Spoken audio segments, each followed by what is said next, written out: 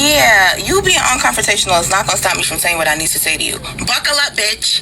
Unconfrontational people are the worst thing to happen since Brussels sprouts. The fact that so many of you guys view confrontation as a bad thing shows that you guys weren't effectively taught conflict resolution. They literally hide behind being non-confrontational like it's a shell, and I'm gonna bust through that shit. There are two types of non-confrontational people in particular that makes my thighs chafe. You got the ones that'll literally provoke you, stir the pot, the ones that'll have a nasty ass attitude but never want no smoke. Then you got the ones that literally feel the same exact way as you do and will not back you up even when it counts. One time at work, I had gotten into it with this river rat that everybody was tired of. River rat goes into the office and tells the higher up. The higher ups come out to mediate or whatever. Do you know little Miss No Drama's feeding paper to the printer? Then when it's all said and done, you know she gonna walk up to me talking about, oh, I'm so glad you let her have it. Bitch, shut the fuck up. Because now I'm about to let you have it. Because why the fuck you ain't say all that when the higher ups is out here?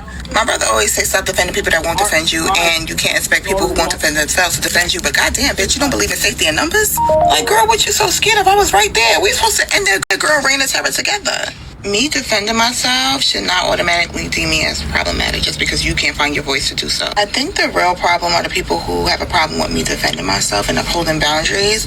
Also, the people who see a problem getting out of hand and do nothing about it. At the end of the day, I never needed no help, but it's like stand up for yourself and the people who share the same values as you. Weak ass bitch. Bitch, I'm at the Maya and I'm stomping down the aisle. Tell that holy me alone before she get the pause driver.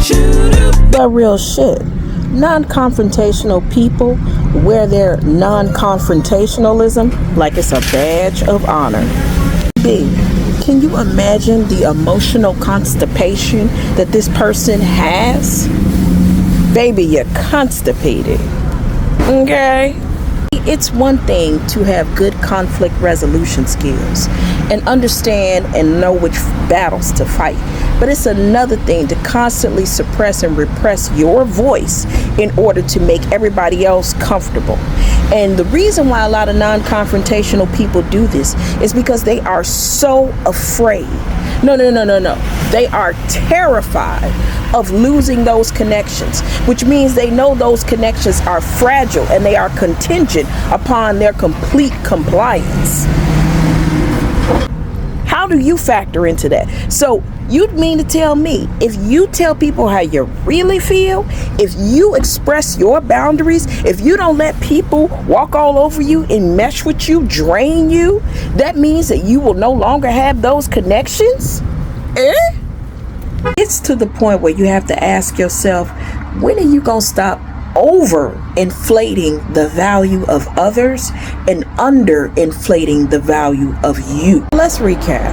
Emotional constipation, fragile connections, and you have to suppress your own voice to fortify and nurture these connections? You see, one of the things you'll learn about these connections is when you are terrified of losing these very fragile, one-sided, parasitic connections, you lose a lot of your sense of self, and your sense of self become entirely wrapped up in other people's validation.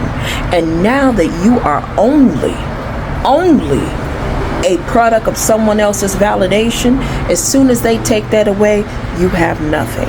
People pleasing and codependency got a lot of people in a chokehold.